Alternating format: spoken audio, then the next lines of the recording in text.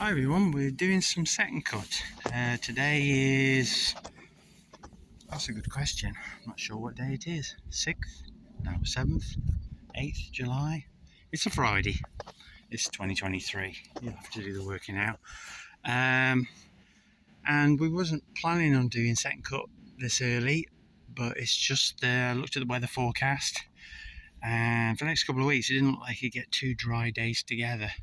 And I really needed to get some done, not particularly on the field that we did first cut on. We got about 15 acres where we did first cut, but these are 2 grazing paddocks which had been strip grazed originally. This one here, this is why I'm mentioning it, is one that I overseeded, and I don't normally do this because you're always worried about, you know, mucking the silage and things, but it just got so long and seedy.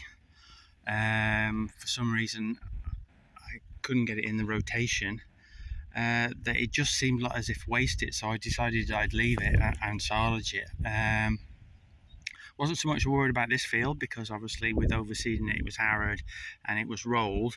The paddock next to it I was a little bit more concerned about because that was grazed off in the middle of, no, the beginning of May, about the same time as I did first cut silage. I didn't even get back to roll that. I got a bit trod up as well, but I mean, I've walked over it, and although I can see a few dungs and I have cut it a little bit higher, I haven't seen any sign of any muck. I don't know whether anyone has much experience of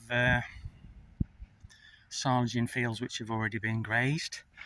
It's not something I would normally do, normally not able to do. You know, once they're in the grazing system, they stay in the grazing systems. But yeah, and the other thing is the amount on this is so much more than the one I've actually silaged. I know we don't use any fertilizer, so it's not that, and it's what, about 6 weeks, maybe going into 7 weeks.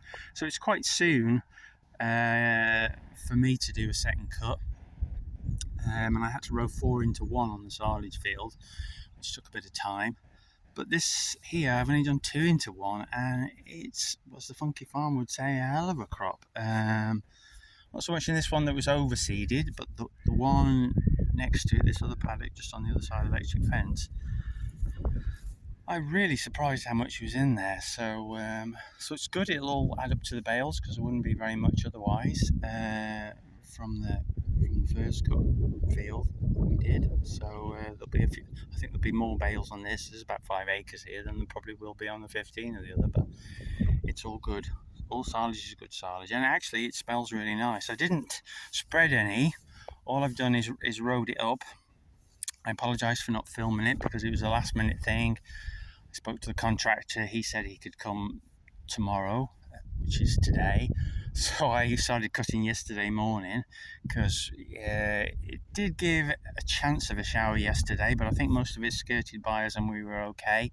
Today's supposed to be a really nice warm sunny day, so it'll bake it, but it doesn't feel particularly like there's a lot of moisture in it because it's gone a bit seedy, so you can probably get away with it. So, and it's going to get a bit of baking today, and rowing it up also helps to dry it out a bit. So yeah, so that's where I'm at really. I apologise that I know that you guys like to watch tractors going around the field if you're anything like me, but unfortunately, you know, when you're busy and you're on your own, you just have to crack on sometimes.